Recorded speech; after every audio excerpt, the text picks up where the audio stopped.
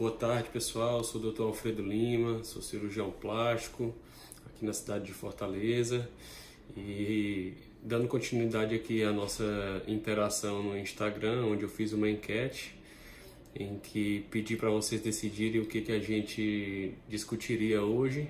Hoje eu vou falar sobre a cirurgia plástica em pacientes pós-bariátricos, ou seja, pacientes que tiveram grande perda ponderal. E não posso apenas limitar a discussão a pacientes que se operaram para poder emagrecer, mas também aqueles pacientes que alcançaram emagrecimento com apenas dieta, exercício físico, tá? Então a gente pode começar falando sobre a obesidade, ok?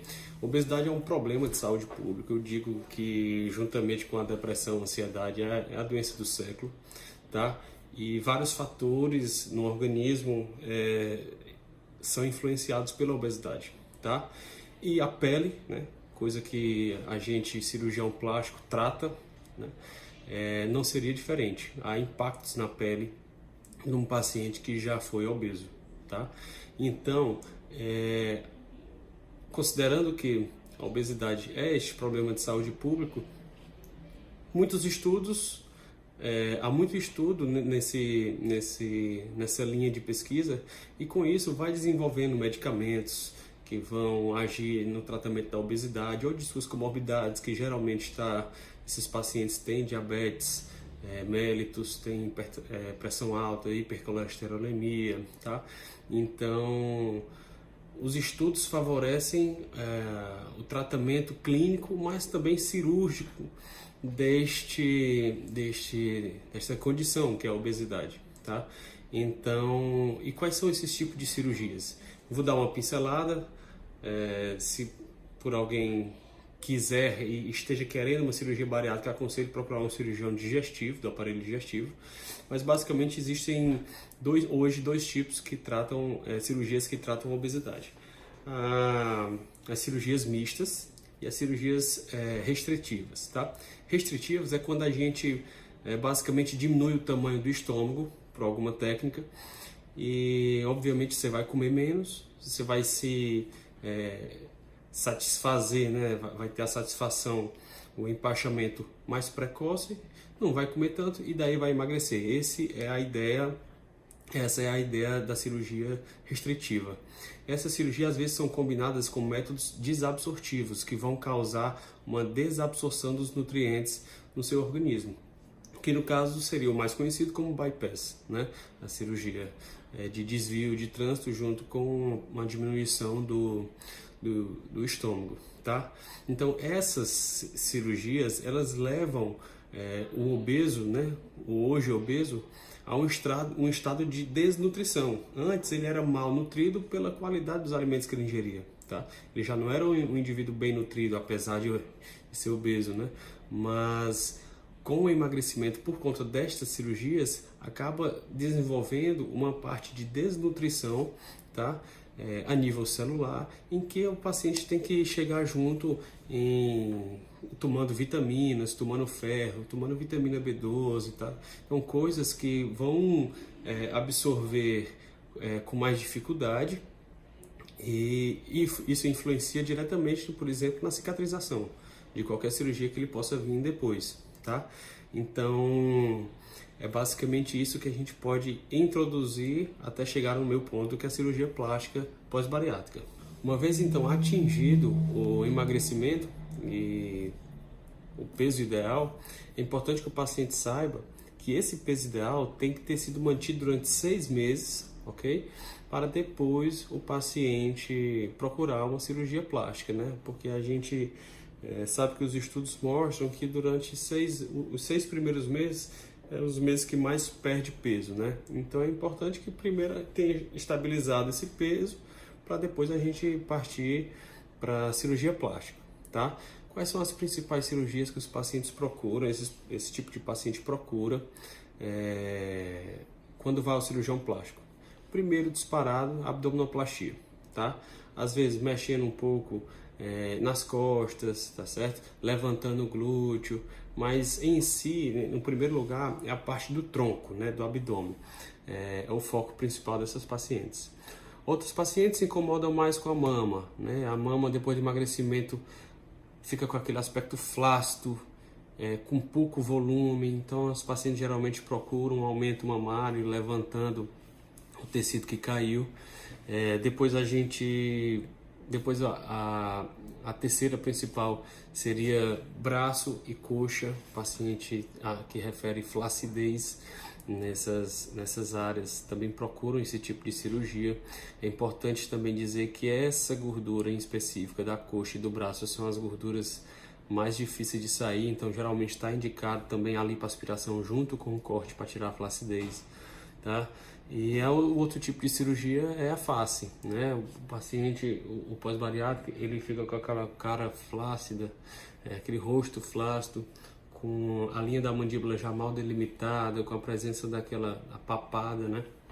Então é um tipo de cirurgia que ganha muito no paciente pós-bariátrico. O pessoal, né, os leigos falam que o paciente envelhece depois que faz a cirurgia bariátrica, e é justamente por essa característica de perda de gordura da face e a flacidez se apresentando na face que mostra aquela face mais cansada, mais senil. Por isso que tem esse estigma, né, do pós-bariátrico, que a cirurgia plástica em si vai realçar, puxando o tecido excedente, delimitando de novo a linha da mandíbula, tirando a papada. Isso aí melhora bastante o quadro do paciente, tá? Eu vou focar um pouquinho aqui na principal queixa, que é o abdômen, tá? Então, falando um pouco do abdômen, vamos supor que a paciente chega com a flacidez e a lipodistrofia no meu consultório, tá? Eu digo que 90%, 80 a 90% das pacientes que nos procuram dá para resolver com uma abdominoplastia simples, convencional, como é feita nos pacientes que nunca tiveram grandes perdas ponderais, tá? A cicatriz seria aquela incisão da cesárea um pouco estendida, né? Teria que corrigir também a diastase dos retos abdominais, que também invariavelmente tem. E aí, obviamente, né, baixando esse tecido todo, a gente teria que fazer aquele novo umbigo. Então, a cicatriz daquela do umbigo também ficaria presente nesta cirurgia. Em pacientes que já têm grandes flacidez, grande flacidez e que não vai melhorar só baixando a pele no sentido vertical, tendo a resultante da cicatriz a cesárea estendida, a gente tem que indicar para ela, às vezes, o abdômen em âncora. O que é o abdômen em âncora, né? É quando a cicatriz ela vem aqui como se fosse aquela cirurgia de acidente e o abdômen embaixo como se fosse a cesárea estendida, tá? Por quê? Porque com essa cicatriz aqui do meio eu consigo diminuir a flacidez horizontal, né? Então eu cinturo a paciente e puxo para baixo, tirando o excesso da parte inferior, né?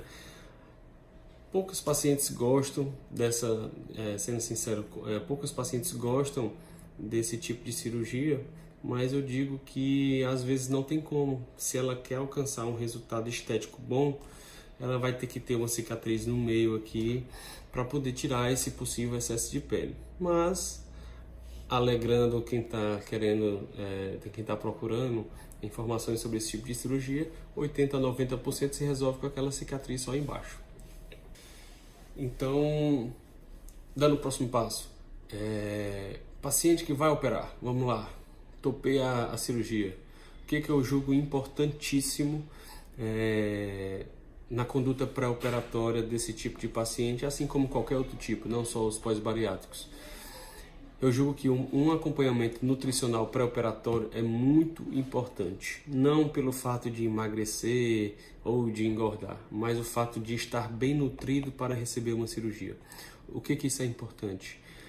Deficiência de zinco, a gente sabe que causa má cicatrização, deficiência de vitamina C também causa má cicatrização. Então, geralmente, todas as pacientes que eu opero, eu encaminho para um nutricionista para fazer esse controle dos micronutrientes, para melhorar o processo cicatricial dessa paciente, tá? E juntamente com isso, apesar de que toda cirurgia plástica deve ter aquele acompanhamento com as fisioterapeutas, dermatofuncionais, estetas, que fazem as drenagens linfáticas pós-operatórios, eu julgo importante também no pré-operatório uma drenagem linfática pré-operatória, tá? A paciente já chega menos desinchada, né? E eu consigo arquitetar mais esta cirurgia, no caso abdômen ou mama, com a paciente menos desinchada. Então, uma vez tendo falado sobre pré-operatório das cirurgias plásticas pós-bariátricas, vamos tecer alguns comentários aqui sobre o intraoperatório, tá? O ato cirúrgico em si. Então, vamos tomar de exemplo a cirurgia mais comum, a abdominoplastia com lipoaspiração, tá? Principais dúvidas sobre esta cirurgia das pacientes, quais são? Tipo de anestesia. Geralmente, anestesia geral com ou sem peridural. Isso aí eu deixo bem o anestesista à vontade para indicar, mas particularmente, e a minha equipe também tem essa linha de raciocínio, a anestesia geral é uma anestesia muito segura, tanto para o paciente quanto para o médico anestesista, a equipe médica, tá? Tempo de internação, geralmente 24 horas. Se tiver tudo ok, 24 horas de procedimento, a paciente é dada alta, ok? No ato cirúrgico, geralmente demora 3 a 4 horas de cirurgia, tá? Quando é indicada lipo, geralmente tem a indicação de lipo de costas também. Então, como é que funciona a cirurgia dessa? A paciente primeiro é operada com a barriga para baixo, de bruço, onde é feita a lipoaspiração das costas, das coxas e, porventura, nos casos indicados, é feita a lipoenxertia glútea, para aumento glúteo, tá? Aí, durante a cirurgia, a paciente intubada, a gente vira a paciente fica de barriga para cima, deitada de costas, e aí a gente finaliza a lipoaspiração e depois começa a cirurgia em si, da abdominoplastia, para o excesso, correção do excesso de pele e a correção da diastase dos restos abdominais, que vai deixar ela mais acinturada, ok? O que é importante no intraoperatório também? O uso de meias e botas antitrombóticas. O que são isso? São formas de prevenção de trombose venosa profunda das veias das pernas, que em casos raros pode levar a tromboembolismo pulmonar, e uma das principais morbidades graves, não que seja comum, desta cirurgia, tá? Então a gente tem que estar sempre bem armado para poder evitar esse tipo de complicação. É importante também que essa cirurgia seja realizada em um ambiente que tenha UTI, um hospital que tenha suporte caso precise de um suporte intensivo. Então, eu não gosto particularmente de indicar procedimentos de grandes portes em clínicas, em hospitais que não tem UTI adequada, que não tem o corpo clínico adequado, tá? Então eu prezo sempre por essa linha de raciocínio de quanto mais seguro, apesar de mais caro, que isso aí é invariável e está diretamente proporcional, melhor. Em relação ao pós-operatório, tá? Geralmente o pós-operatório eu peço para o paciente deixar entre 2 e 3 semanas reservadas para poder se focar no pós-operatório. O paciente no começo vai ficar andando curvada, tá? Para evitar de tracionar os pontos da linha de cicatriz, que é aquela da cesárea, lembrando mais uma vez. A paciente, quando for dormir com algum suporte debaixo do joelho para poder elevar as pernas e aí dormir como se fosse uma posição semi-sentada. É importante também o uso das cintas modeladoras, tá? É importante também a drenagem linfática pós-operatória, geralmente de 10 a 20 sessões. Isso aí a fisioterapeuta dermatofuncional costuma entrar e indicar menos ou mais sessões. É importante também, pensando no que eu falei anteriormente sobre a prevenção de trombose venosa, o uso da meia de compressão em casa, tá? Geralmente eu recomendo o uso dessas meias durante 30 dias depois do procedimento. Eu peço para o paciente realmente tirar as meias só para tomar banho e depois botá-las de novo. Basicamente é isso, retorno de atividades, exercício físico, 30 dias brincando, parada, sem fazer nada, ok? Dirigir 2, 3 semanas, isso depende muito de casa a casa. Não adianta eu vir aqui, quanto tempo eu posso trabalhar, se eu não sei qual é o seu trabalho, quanto tempo eu não posso dirigir, eu não sei se como é que você dirige, se é moto, se é carro, se é de ônibus, o transporte também. Então assim, eu gosto de falar assim, a média é essa. Durante o pós-operatório eu vou lhe liberando ou não para certas atividades. Então assim, eu tentei resumir aqui em algumas perguntas que já me perguntaram